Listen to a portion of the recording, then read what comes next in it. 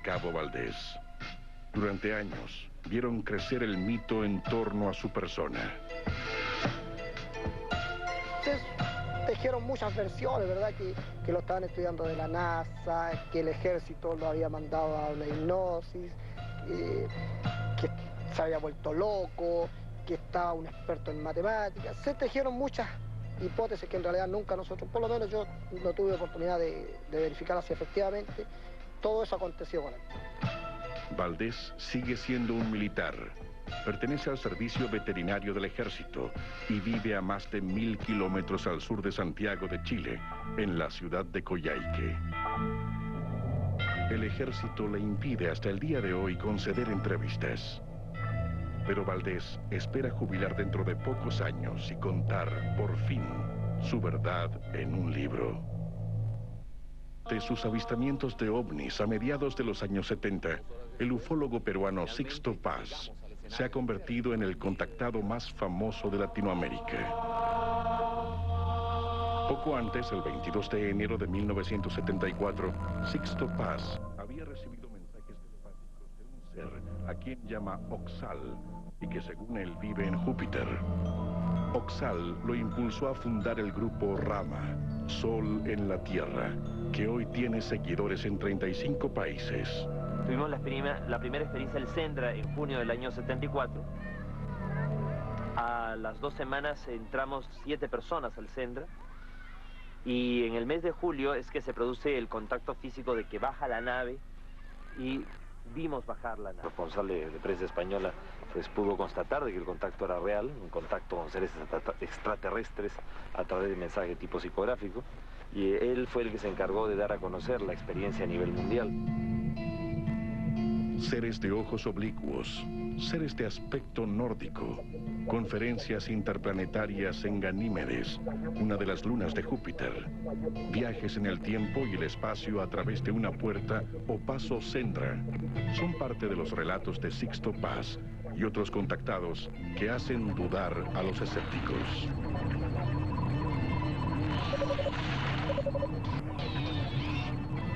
El 26 de marzo de 1989, varios periodistas latinoamericanos y 2 canales de televisión de Miami llegaron hasta los arenales de Chilca, 60 kilómetros al sur de Lima, para presenciar un contacto convocado por Sixto Paz.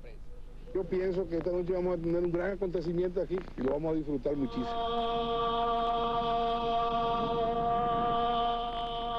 No pasó nada. Pero al día siguiente, mientras algunos se retiraban, José Gray, del Canal 23 de Miami, vio algo. Nosotros nos quedamos, y esta vez la espera sí rinde frutos. Nosotros vimos y un fotógrafo profesional captó esta luz que se desplazaba por sobre los cerros y que al día siguiente estaba en primera plana de un diario local. La noté bien cuando ya termina de llegar al extremo del cerro y se eleva. Este periodista argentino lo vio también. Avanza, desaparece y luego va descendiendo y después desaparece. Nuestro camarógrafo registró también luces de diversos colores y movimientos erráticos. Para Sixto Paz, una demostración de que el contacto existe. De que ese contacto está vigente y que el mensaje es real, un mensaje alternativo y de esperanza para este mundo. No hay ni un solo grupo de contacto, ni uno solo en el mundo que invita una sola vez a la prensa. Nosotros lo hemos hecho 7 veces.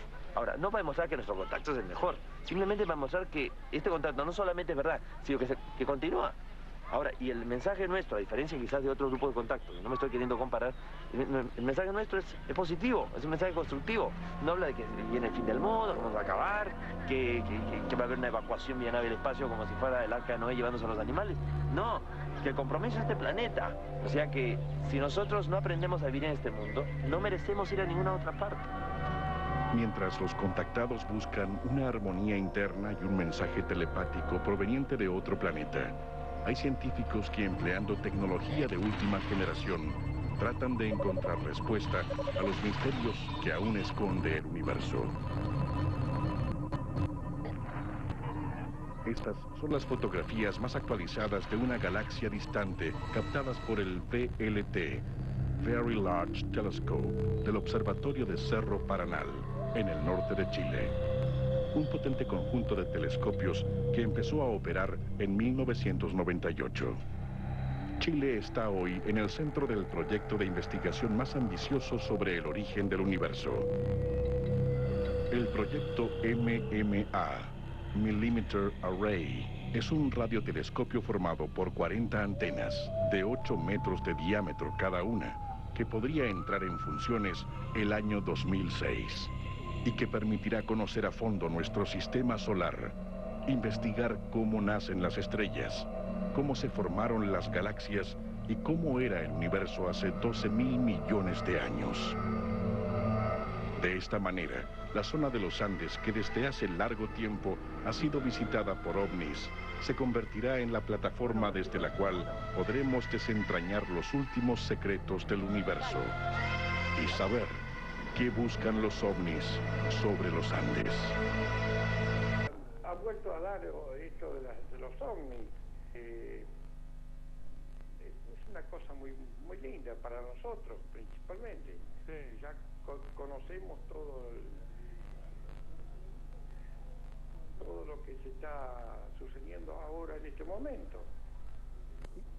¿Pero qué es lo que está pasando? ¿Qué empezaron a detectar objetos voladores? Sí. ¿Cuándo pasó esto? Mira, esta semana atrás han aparecido varios por dentro del campo. Unos van a ras del suelo, otros van a cierta altura.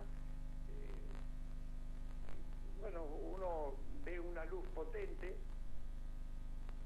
pero cuando ellos quieren, cortan esa luz y se ve la nave. Es una nave. ¿Es una nave? Sí, es una cosa sólida que estará a unos 300 metros nuestros, 200.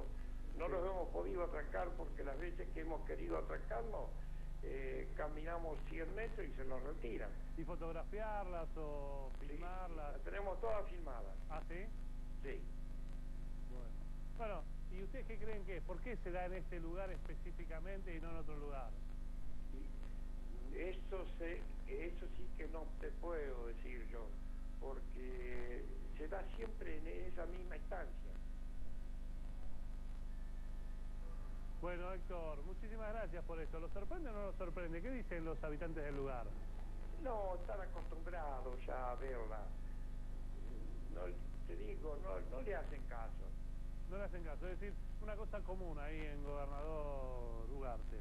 Sí, lo único que a veces nos llaman por teléfono y dicen, mirá, en tal parte está parada. Sí. Y nosotros salimos a filmarla. Bueno, veremos a ver qué son estas filmaciones, si las podemos ver. Vamos a tratar de comunicarnos con nosotros, quédate en línea privada, a ver si podemos comunicarnos con ustedes y mostrar después esas filmaciones. Héctor, muchísimas gracias por todo. Hasta luego, buen día. 11 de la mañana, 10 de la mañana, 11 minutos, ya estoy cruzado con este tema de los ovnis y los extraterrestres. Me voy a la pausa. Nadie puede confirmar hasta el momento si se tratan de platos voladores. Lo que pasa es que los pobladores no lo ven una o dos noches. Hace más de 2 años que estas luces aparecen en el cielo de Ugarte y este es el informe que preparamos, lo compartimos. Esta imagen en el cielo de Gobernador Ugarte conmociona desde hace años a los pobladores del lugar, que confiesan haber visto en varias oportunidades platos voladores. Una noche estando con mi marido en el campo, haciendo la vigilia para ver estas luces, vemos pasar un aparato grande, oscuro. En el invierno es cuando más andan. En verano, después de las 12, la 1 de la mañana es cuando se empieza a ver. Cuando observan estos objetos escalofriantes, sienten sensaciones extrañas y muy personales, a diferencia de aquellos que piensan que todo es una gran mentira. Me dijeron de acá de la estancia unos monteros, estaba durmiendo de madrugada y se despertó y tenía las luces prendidas del camión. Cuando fue a apagarlas se encuentra que la llave estaba apagada. Y en ese momento se apagan las luces. Le pasó lo mismo 3 veces seguidas y bueno, después le dio miedo y no salió más. Lo único que te puedo decir es que yo veo una luz que cambia de colores, que cuando ellos apagan la iluminación que tienen, Entonces vos ves algo, algo como si fuera una nave. Muy bien, un caso hasta el momento con muchas preguntas y muy poca respuesta. Para que tengamos solamente un poco de memoria, tenemos que decir que hace algunos años también en estos campos de Gobernador Ugarte aparecieron vacas mutiladas. Es mucho el misterio que hay en torno a este hecho, pero dentro de esta primera edición de América Noticias vamos a compartir solamente dentro de un instante, porque América Noticias estuvo en la vigilia durante toda la madrugada con los pobladores. Metros de la capital, donde gran cantidad de pobladores dicen haber visto extraños objetos voladores. Móvil en vivo. Impuestos y especialistas, era la noche ideal. La noche está apropiada, tenemos un cielo espectacular, el calendario astronómico nos indica que nada de lo que podamos ver es algo natural o algo meteorológico, por lo tanto, lo que podamos registrar esta noche, anormal es.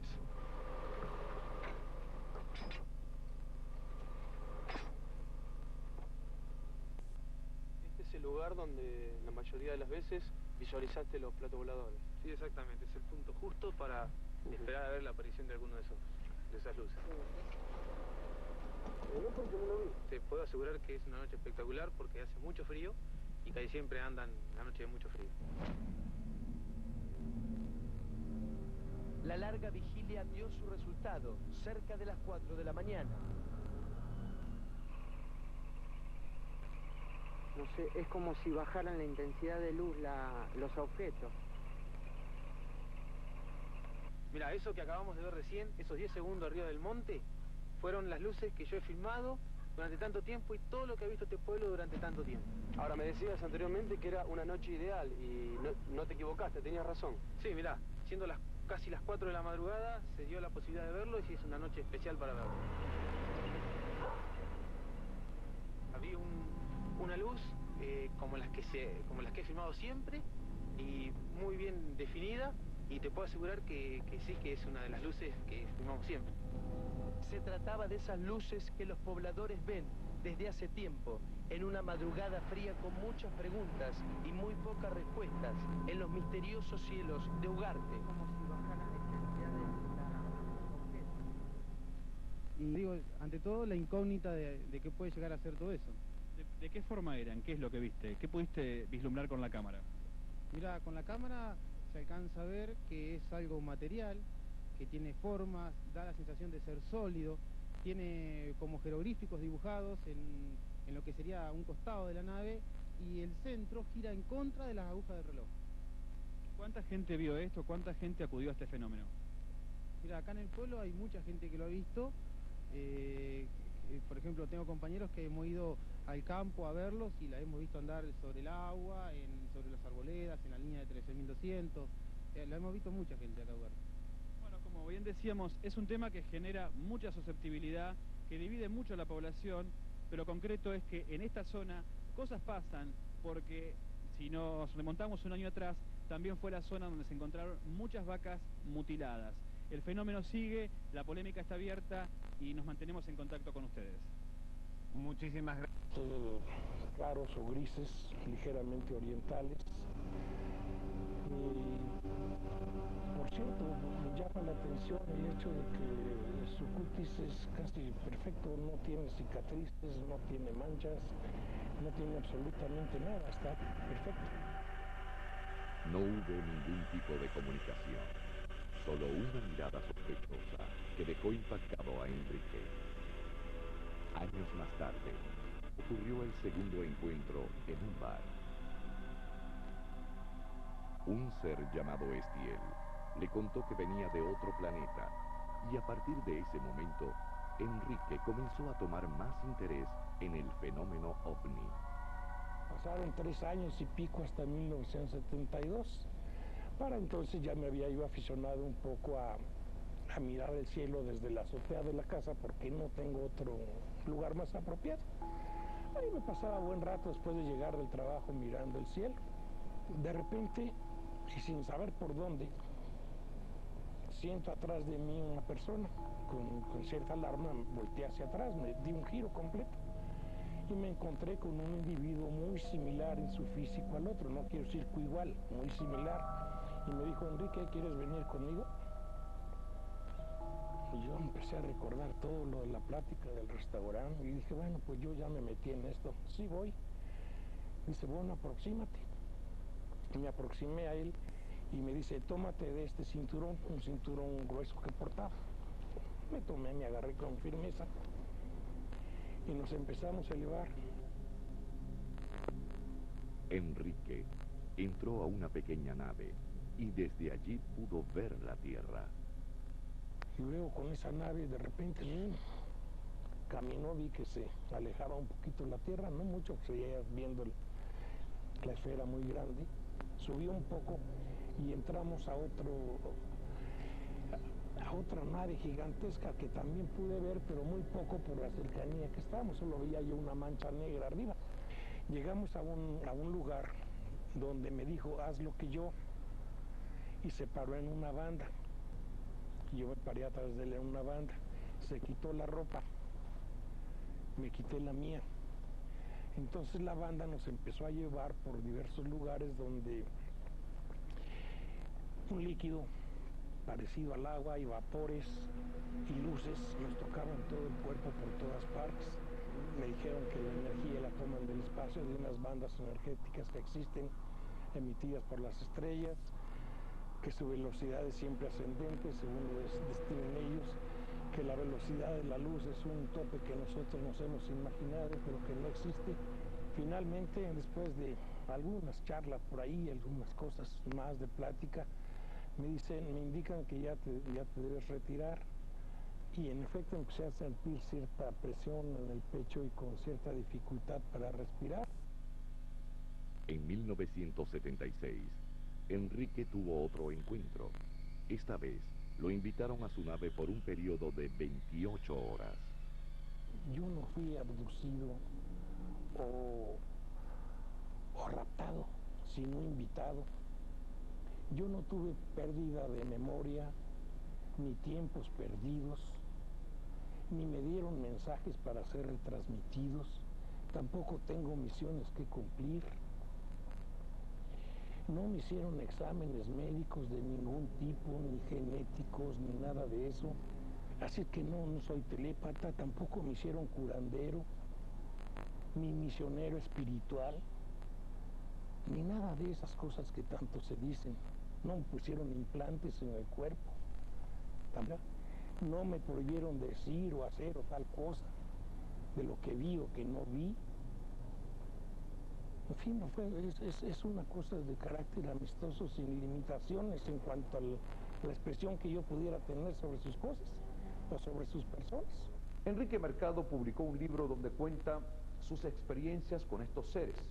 Otro caso es el de Gregorio González Muñoz, quien desde hace 29 años trabaja con un grupo de personas que, basadas en las enseñanzas extraterrestres, dictan talleres para el desarrollo de la raza humana. Su experiencia comenzó a los 10 años cuando vio un platillo volador a la salida de la escuela.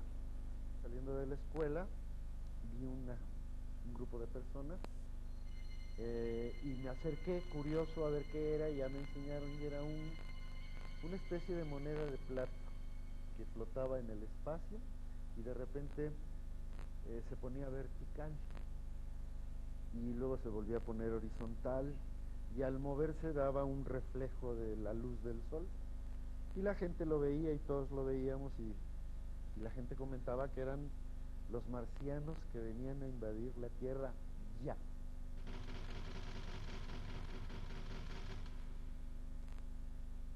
Estuvo como unos 10 minutos este objeto ahí parado, era un cielo claro, no había contaminación, y se puso vertical este aparato y se fue a una velocidad extraordinaria.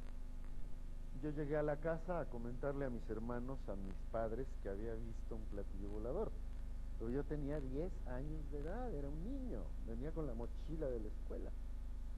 Entonces en casa lo primero que me dijeron es, estás loco. Y yo pensaba, bueno, en verdad estaré loco, pero no pensaba que estuviese loco. Además, yo no había visto eso, lo habíamos visto un grupo de personas. Y en el año 70 vi un amigo que me dijo que estaba estudiando con una mujer que tenía contacto con extraterrestres. sea, de entrada esto me parecía una locura.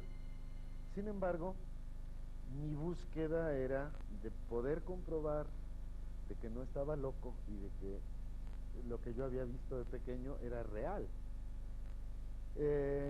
Conocí a esta señora, que es Marla, que es muy conocida, y me quedé con ella desde el día que la conocí, y me quedé con ella trabajando.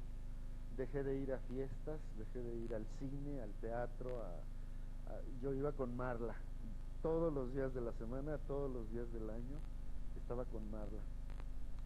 Mi interés era que me presentara un marciano, un venusino, un extraterrestre.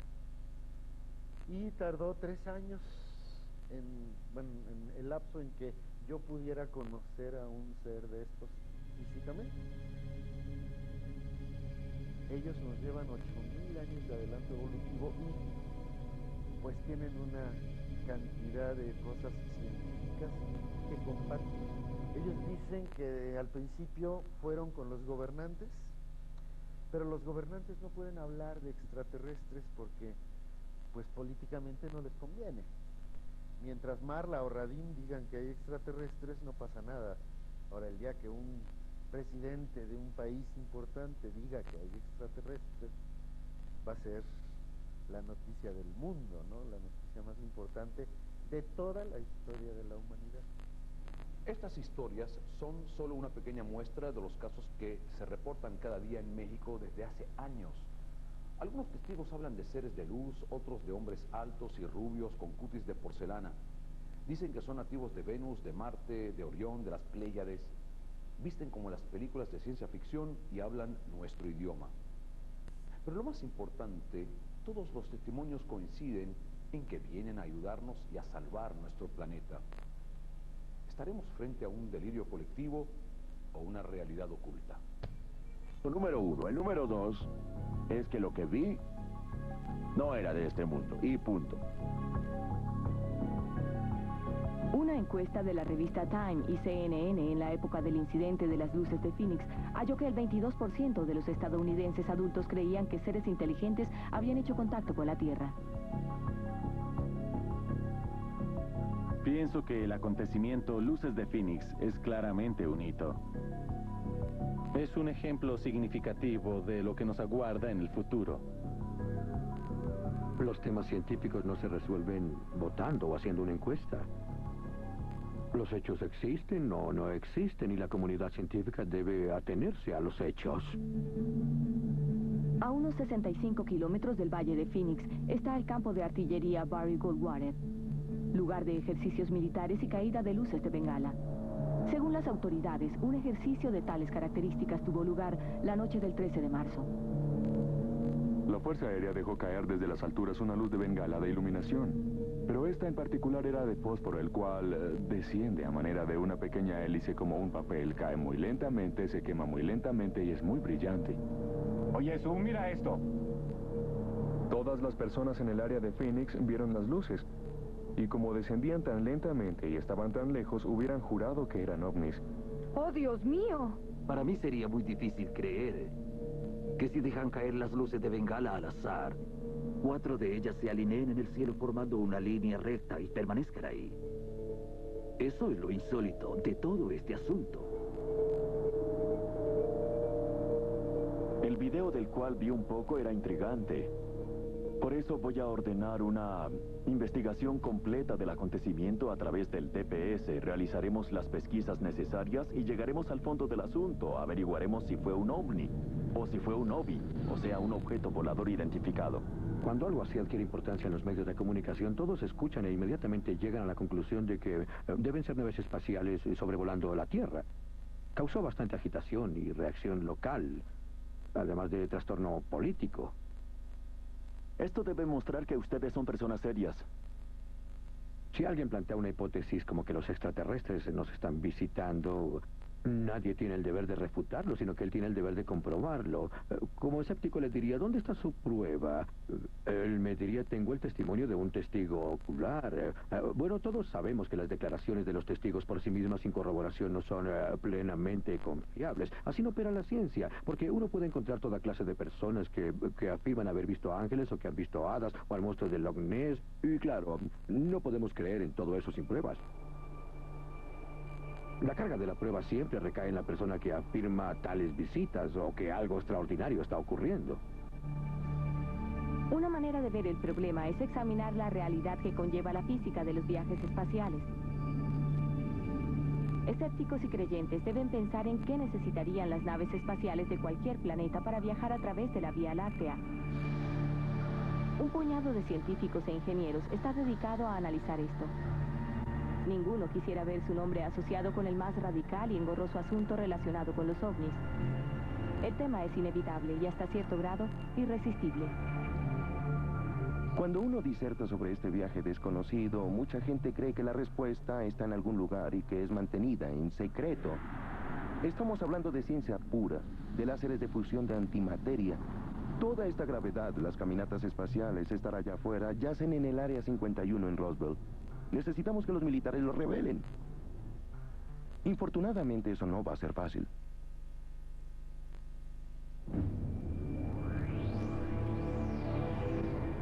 La NASA ha registrado el espacio con grandes telescopios en busca de la posibilidad de que pueda haber otros planetas similares a la Tierra. Y la pregunta es, si existen, ¿qué haremos al respecto? Por eso estamos empezando a dar los primeros pasos en cuanto a tecnología básica e investigación que algún día nos permita ir a visitar otros planetas como la Tierra. Si en verdad hay naves espaciales extraterrestres volando a través del cosmos, su tecnología debe ser ilimitada. Podemos tener una noción de lo que hay involucrado al cambiar los papeles y tratar de descubrir maneras de viajar a otros sistemas solares. Como dirían los científicos de la NASA y la industria aeroespacial, no es tan sencillo como hacer un viaje en el Enterprise.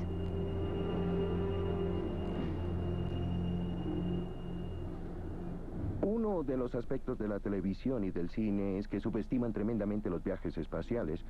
Una de las analogías que me gustan es que si se construyera una nave espacial moderna, algo así como el transbordador espacial, dicha nave podría dar la vuelta a la Tierra en 90 minutos. Eso lo hacemos todo el tiempo. Si lanzáramos una tripulación hacia la Luna, toma aproximadamente una semana hacer un viaje de ida y de vuelta a la Luna. Con esta tecnología podríamos realizar un viaje de ida a Marte en unos 9 meses. Si la enviáramos a la estrella más cercana, quizá haciendo que se acercara un poco a Júpiter para recoger un poco de energía adicional, tardaría unos 70.000 años aproximadamente. Cuando hablamos de cómo realizar un viaje interestelar en el transcurso de una vida humana, es decir, que una persona pudiera realizar el viaje, regresar y entregar su informe, nunca se podría hacer con un cohete de propulsión química. No tiene suficiente potencia, no opera durante el tiempo necesario. Habría que llevar suficiente combustible para llegar a una velocidad cercana a la velocidad de la luz, lo que sería imposible. Deben hallarse alternativas. Un viaje de años luz comienza con pasos de bebé, buscando tentativamente medios alternativos para una propulsión más rápida y eficiente. Los ingenieros del Laboratorio de Propulsión a Chorro de la NASA en Pasadena, California, demuestran cómo una sonda interestelar, impulsada por una vela solar de cerca de 800 metros de anchura, podría romper todas las marcas de distancia y velocidad a través del espacio. Su mayor empuje provendría de dirigirse directamente al Sol, para luego dar media vuelta a su alrededor a corta distancia de él. La energía de la luz solar, los fotones, hincharían la vela solar y la lanzarían al espacio. En las primeras fases, dicha vela no podría llegar a otras estrellas. Pero sería un paso inicial el que nos llevara más allá de nuestro propio sistema solar, en la llamada misión precursora interestelar. Chuck Gardner es un científico del Laboratorio de Propulsión a Chorro. Está trabajando en desarrollar materiales revolucionarios muy delgados que puedan hacer ondear una vela solar a través de los cielos a pasmosas velocidades. Esta es una tela de carbono. Es una tela de fabricación bastante liviana, con la cual pensamos que vamos a lograr el rendimiento necesario para fabricar velas solares para misiones interestelares con sondas. Lo importante de la tela, primero que nada, es que aunque es muy liviana, es rígida. Ahora podemos soltarla y notar con suficiente claridad que su densidad no es muy diferente de la del aire. Una vela solar tiene sus limitaciones. Cuanto más distante esté del Sol, menos poderosos serán los fotones que la impulsen hacia adelante. Otras propuestas emplean la idea de la vela solar, pero se concentran en el poder propulsor por medio de un haz más concentrado, como un láser. En parte, esta tecnología nace del trabajo clasificado llevado a cabo por el programa antimisiles Star Wars del Departamento de Defensa. La ventaja de utilizar un sistema de propulsión láser es la gran ventaja y facilidad de retirar del cohete la mayor parte del motor. Lo colocamos en tierra o en órbita terrestre, donde es fácil armarlo, darle mantenimiento y repararlo. Eso significa que el vehículo se hace más liviano. Esto también significa, en el caso del impulso por haces paralelos de fotones para el vehículo, no necesitamos combustible adicional que nos impulse. Ligera de peso, sí, pero la vela tendría que tener un tamaño enorme y el láser un tremendo poder. Para llegar a nuestra estrella vecina más cercana, Alfa Centauro, se necesitaría una vela de 96 kilómetros de anchura y un láser con billones de vatios de electricidad. Hay alternativas. Otra opción que examinamos para los precursores interestelares, porque es una tecnología que está disponible hoy día, es utilizar un sistema de fisión a fin de sacar provecho de varias décadas de trabajo en fisión nuclear y emplearlo como suministro de energía para llevar nuestros motores eléctricos, nuestros motores de iones cerca del espacio interestelar. El prototipo de tal sistema se precipita a través del espacio en este mismo momento. El producto de casi medio siglo de trabajo, la Deep Space One, que se dirige a un encuentro cercano con un asteroide, es la primera nave espacial de la NASA que, una vez lanzada al espacio, emplea un motor de iones en lugar de uno de propulsión química para impulsarla cada vez más profundo dentro del sistema solar. Es una tentadora visión del futuro. Me gusta pensar en Deep Space One como la conversión de la ciencia ficción en hecho científico. Y el hecho científico ahora es que contamos con nuevos propulsores para obtener nuevos logros con los cuales durante los pasados 40 años de explorar el espacio solo habíamos soñado. Un sistema de propulsión a base de iones es un motor de cohete que, en lugar de quemar combustibles químicos como un cohete normal, toma un gas, en este caso el xenón, luego lo ioniza y dispara esos iones por detrás a gran velocidad, y entre mayor sea la velocidad a la cual se disparan, menos combustible se necesita para poder ir a donde uno quiera. El sistema de propulsión de iones, aunque es 10 veces más eficiente que un sistema de propulsión química convencional, paradójicamente su impulso es extraordinariamente débil. De hecho, el impulso proveniente del sistema de propulsión de iones es comparable al que siento cuando sostengo este pedazo de papel en mi mano. Es decir, el motor de iones empuja la nave espacial con la misma fuerza que este pedazo de papel empuja mi mano. Pero con el tiempo, el efecto del empuje aumenta considerablemente. Es lo que me gusta llamar aceleración paciente. Deep Space One no nos puede llevar a otra estrella, pero es un comienzo excelente y un ejemplo alentador. Hace unas décadas, dicha tecnología era considerada imposible. Tal vez otras tecnologías espaciales de avanzada, ideas que hoy consideramos difíciles de lograr, incluso forzadas, estén a la vuelta de la esquina cósmica. Los científicos aún están escépticos. No todos descartan totalmente las afirmaciones de los defensores de los ovnis. Sienten curiosidad.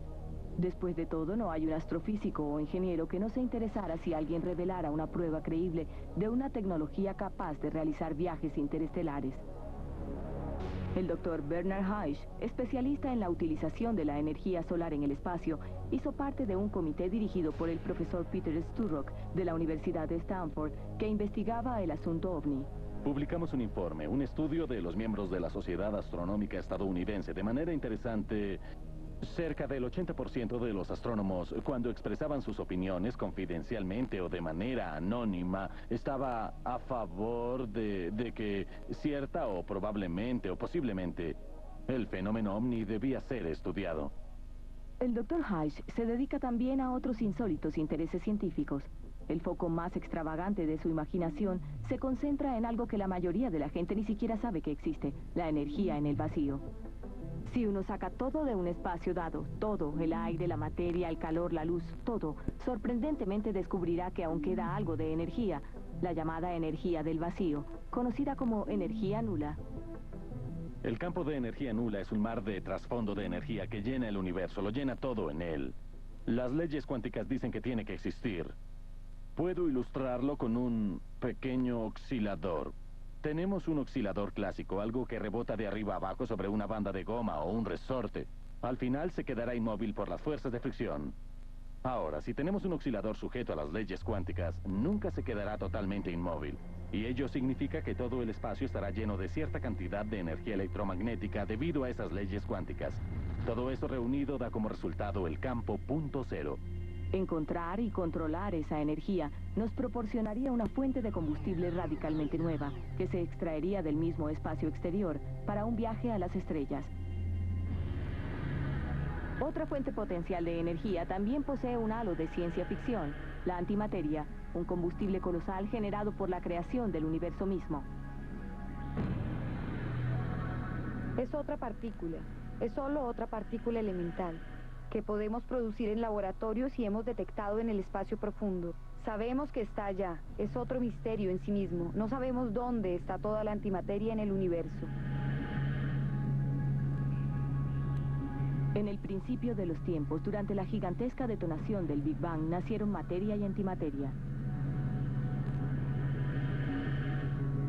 Por cada electrón, protón o átomo de energía, hay una cantidad igual y opuesta de antimateria, pero no pueden existir en el mismo espacio. Cuando se reúnen, explotan, aniquilándose entre sí en un destello de energía. Una reacción materia-antimateria grande haría parecer pequeña cualquier explosión termonuclear jamás iniciada en la Tierra. Si tal reacción pudiera dominarse, podría crearse un motor de cohete de fuerza sin precedentes.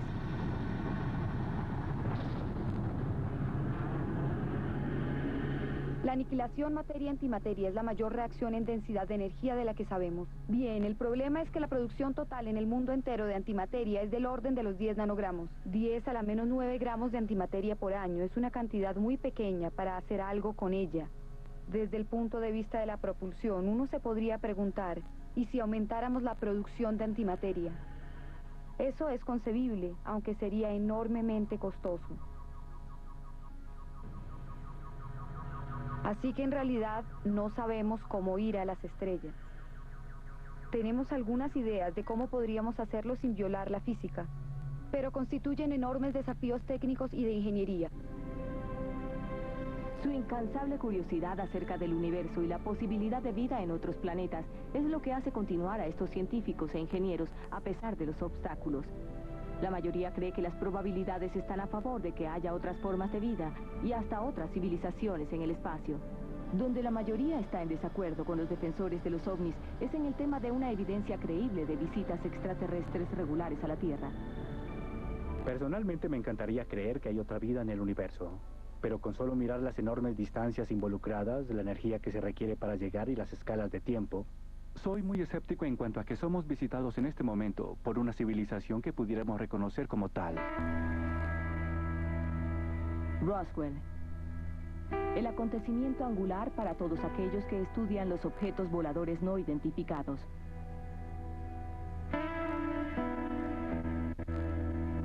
La presunta colisión de una o más naves espaciales en el desierto de Nuevo México sucedió hace más de 50 años, pero solo llamó la atención general al publicarse en la década de los 80 un popular libro sobre el tema. Es casi como un santuario de Fátima o algo así para aquellos que creen en la leyenda de los ovnis y las visitas extraterrestres. Un lugar que uno puede visitar e imaginar lo que pudo haber pasado ahí. El físico y conferencista en ovnis Stanton Friedman dice que los extraterrestres tienen la tecnología y la están utilizando para visitar la Tierra. Coautor del libro que convirtió a Roswell en el punto central para los estudiosos de los ovnis, relata lo que un ranchero le contó acerca de lo sucedido en 1947. Encontró un área de más de 800 metros de longitud y unos cientos de metros de anchura, con extraños restos esparcidos. Había piezas de bigasté, como las llamaron, pequeñas piezas con extraños símbolos que no podían romperse ni cortarse, no se quemaban. Y eran muy livianos, era un material extraordinariamente fuerte y liviano que no se podía romper ni con un mazo. Había un material similar al papel de aluminio que se podía doblar una y otra vez y no se desdoblaba, pero no se podía rasgar. No se podía cortar. Algo bastante extraño. Cuando los despojos llegaron a Fort Worth, Texas, el general Roger Ramey, director de la 8ª Fuerza Aérea, ya había recibido una llamada de su superior diciéndole que tenía que cubrir el asunto sin importar cómo lo hiciera, que debía enviarle parte de los despojos con uno de sus coroneles mensajeros y nunca debía hablar de nuevo al respecto. Bien, lo que ocurrió en Roswell no es algo misterioso. Si tomamos los hechos de los que tenemos una certeza razonable. Sabemos que había un proyecto llamado Proyecto Mogul que estaba en operación en otra parte de Nuevo México por ese entonces. Estaban lanzando globos cuya intención era ser empleados como elementos de reconocimiento a gran altitud. Estaban probando el empleo de los globos como dispositivos de recolección de material de inteligencia. Eso fue antes de poner satélites en órbita. Probaban la viabilidad de utilizar globos de gran altitud para seguir la pista de lo que se proponían los rusos. De hecho, todo fue un encubrimiento. Se negaron a decir, este es un dispositivo que construimos porque estamos tratando de espiar a los rusos y el objeto se estrelló en el campo y un granjero lo encontró. Pero era un globo y eso fue lo que encontraron. Eran 2,5 kilos de papel aluminio y estacas, lo cual es lo más asombroso. Imaginen tratar de construir una nave espacial con 2,5 kilos de papel aluminio y estacas. ¡Oh, santo cielo!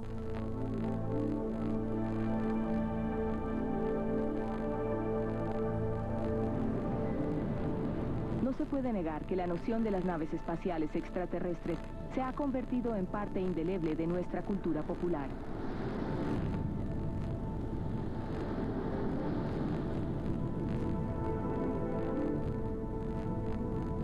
Además de numerosos avistamientos de objetos en forma de platillos voladores, ha habido muchos informes sobre objetos en forma de V, no diferentes a aquellos vistos por los testigos de las luces de Phoenix. En el movimiento OVNI muchos rechazan las explicaciones oficiales de los avistamientos como fenómenos naturales, ilusiones ópticas, aeronaves militares o luces de bengala. Creen que tales historias son coartadas sospechosas, prueba de que el gobierno tiene mucho que ocultar. Para mí, los ovnis son temas de interés. Conozco a algunas personas aún en la comunidad científica muy optimistas al respecto. No tengo una mejor explicación para esto que la de otra persona. Pero no pienso que se esté llevando a cabo una gran conspiración en Roswell, Nuevo México. La razón es que el gobierno de los Estados Unidos de América no ha podido mantener en secreto la vida privada del señor presidente, así como tampoco ha podido proteger secretos nucleares. ¿Por qué entonces el gobierno de este país, junto con otros gobiernos del mundo, mantendría activa esta conspiración? Para mí no tiene sentido. Ningún sentido. Muchos de los testigos de las luces de Phoenix en marzo de 1997 se burlan de la afirmación del gobierno en cuanto a que lo que vieron fueron luces de bengala utilizadas en un ejercicio de entrenamiento. Sospechan de un encubrimiento, especialmente aquellos que no solo vieron... Chocó y saltaron como luces. Posteriormente este objeto se desplazó hacia el cordón cordillerano y al realizar un giro y elevarse tocó con la punta de un cerro.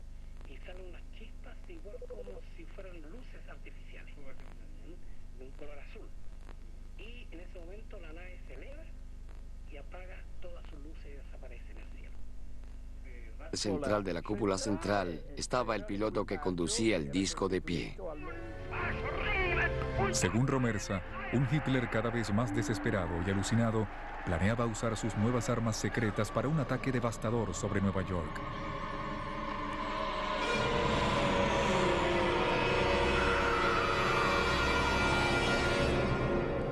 Durante un discurso Hitler dijo: Dios me perdone por los últimos 5 minutos de la guerra, pues quería usar las armas secretas por él desarrolladas. Por supuesto, eso no llegó a ocurrir. Los rusos ya avanzaban sobre Praga, y mientras que la retaguardia alemana luchaba desesperada en las calles, los científicos de la fábrica Skoda trataban de destruir las pruebas de lo que investigaban.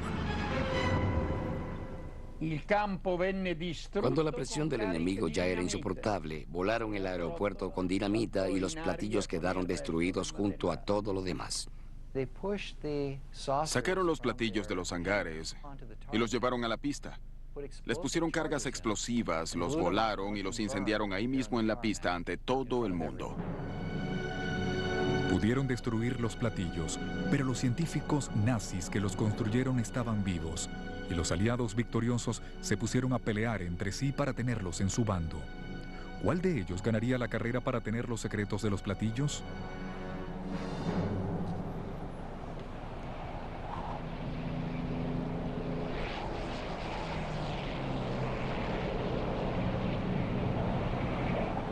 En 1947, el piloto Kenneth Arnold volaba sobre las montañas del estado de Washington, cuando vio que 9 objetos volaban en el cielo a una velocidad increíble.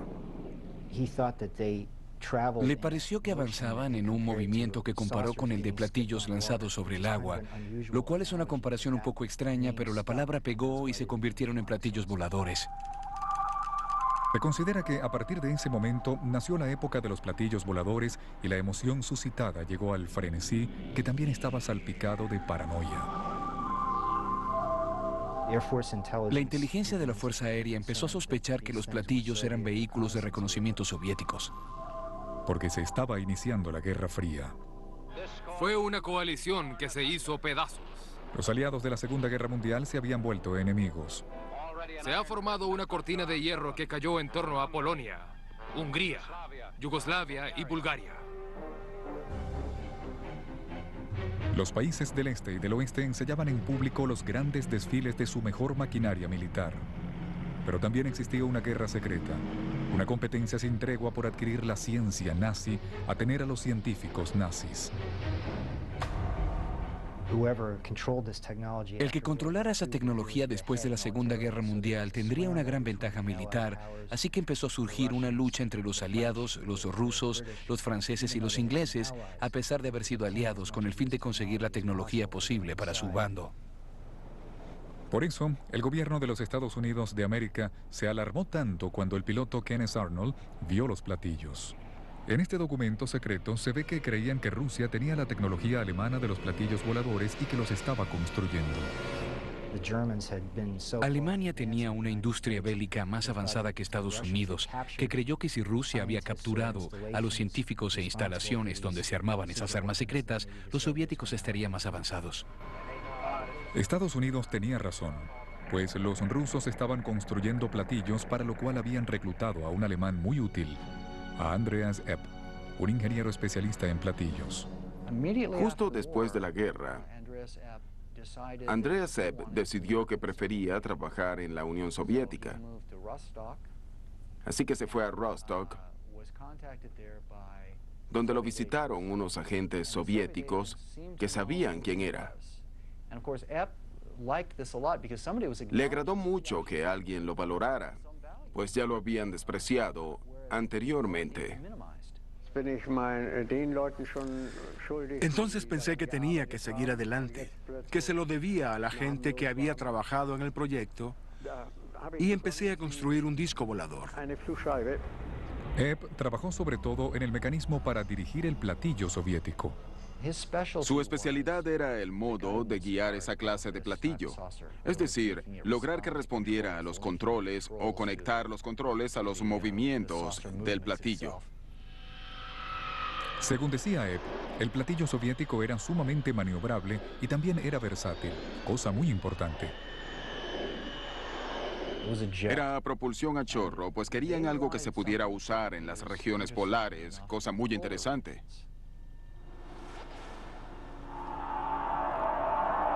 El motivo era evidente. El modo más rápido de llegar a Estados Unidos era sobrevolando el Polo Norte. Un hecho que no pasó por alto ese país cada vez más paranoico, y hasta Hollywood sospechaba que los rusos estaban planeando algo turbio. El primer país que sepa el secreto del platillo volador controlará los cielos del mundo, y no quiero que ese país sea Rusia.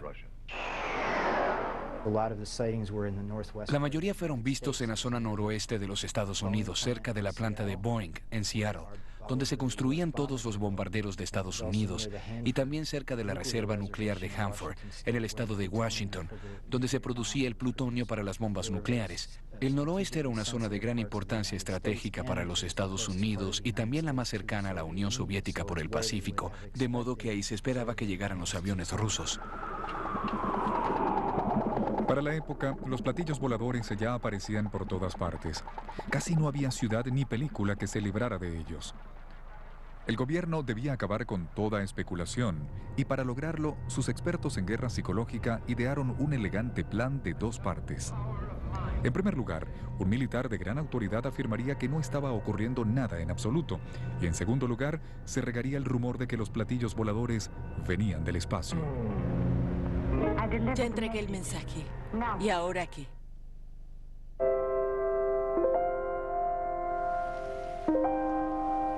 I came here and protected the animals as best I could. He wanted to become like the bear. Timothy knows he's gonna die. He got what he deserved. This is it. This is my life. Grizzly Man. Esta noche a las 9.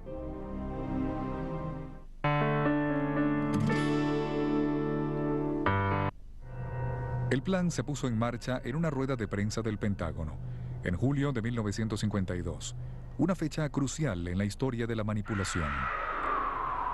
El mayor John A. Sanford, director de inteligencia de la Fuerza Aérea de los Estados Unidos, dirigió la conferencia de prensa.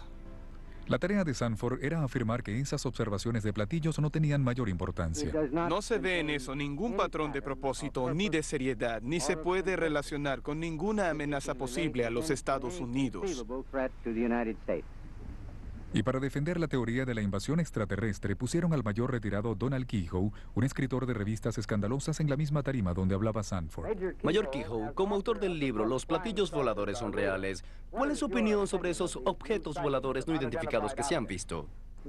Con el mayor respeto de la Fuerza Aérea, yo creo que algunos de ellos son de origen interplanetario. Tenía unos 2 Era algo muy metros de ingenioso y largo muy sencillo, pues todos los que habían visto algún platillo militar pensarían que eran de origen interplanetario. Lo vi por varios minutos. Y la gente se reiría de ellos. Realmente no puedo negar lo que vi.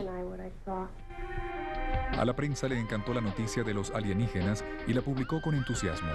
En el mismo número de la revista Life en que se lanzaba a la actriz Marilyn Monroe, también se impulsó la carrera de muchos monstruos de Marte. En ese artículo se entrevistó a un gran número de expertos militares y del gobierno, todos anónimos, y ellos hicieron declaraciones en las que afirmaban sin duda alguna que los platillos voladores no podían ser obra del hombre, ni armas secretas, ni fenómenos naturales mal identificados. La única alternativa que quedaba era que venían de otro planeta. Esa fue en verdad la primera vez que se le daba una gran publicidad a toda esa idea. Nunca antes se ha logrado en el cine esos niveles de emoción, un espectáculo de terror. Las obras de Donald Keyhoe inspiraron la película más clásica sobre el tema, llamada La Tierra contra los platillos voladores, hecha por el legendario animador de Hollywood, Ray Harryhausen. El concepto básico se tomó de uno de sus libros sobre los platillos voladores. Entiendo que el gobierno hizo muchos experimentos con objetos voladores circulares y que eran secretos, así que posiblemente ellos mismos promovieron la idea de que venían del espacio. Y en efecto, el gobierno estaba tan interesado que Charles Sneer, productor de la película, se reportaba a él directamente. Después de terminarse el guión, el proyecto quedó fuera de mis manos. Pero sé que Charles se lo presentó a los ejecutivos y también a la gente especialista en el espacio. Oh, here they come. Oh, there they go.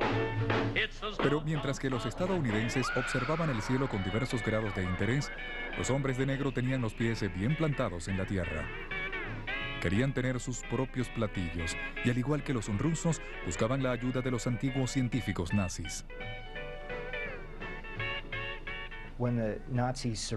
Cuando los nazis se rindieron en 1945, los militares estadounidenses no querían que los científicos alemanes cayeran en manos de los soviéticos, y al mismo tiempo estaban interesados en explotar los conocimientos de esos científicos para desarrollar sus propios programas de misiles, de electrónica, de radar, de aerodinámica supersónica, motores a reacción y otras tecnologías avanzadas que los alemanes conocían.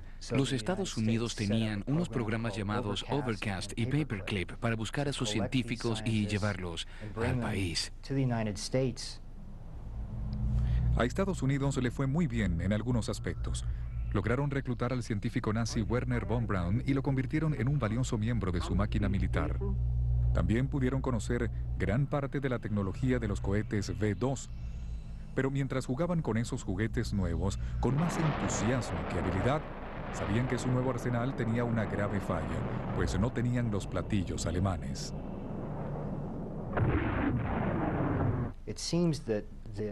Parece ser que a la Fuerza Aérea le preocupaba que los rusos estuvieran más adelantados. Por eso querían tener su propia versión de los platillos voladores rusos.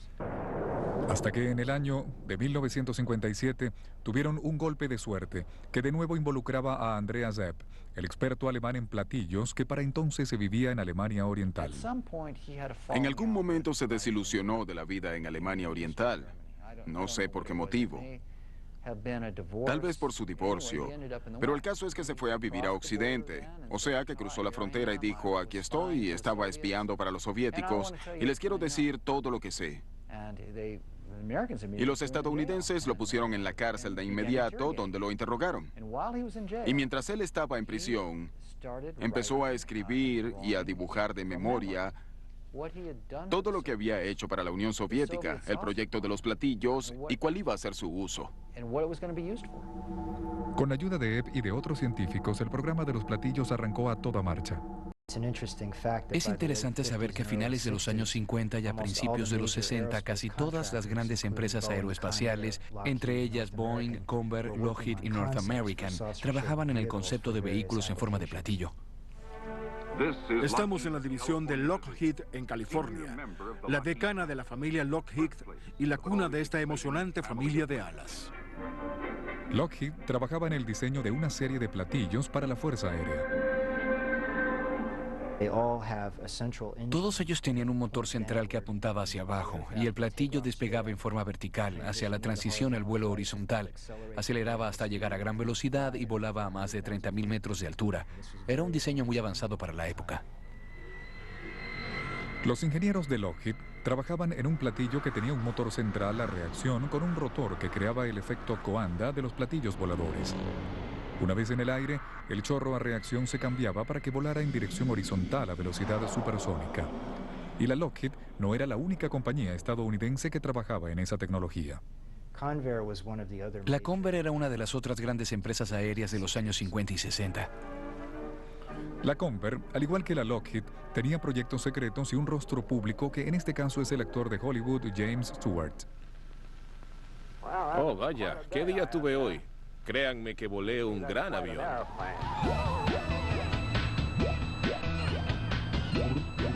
En la década del 50 y 60, Bob Whitmore era diseñador en la Convair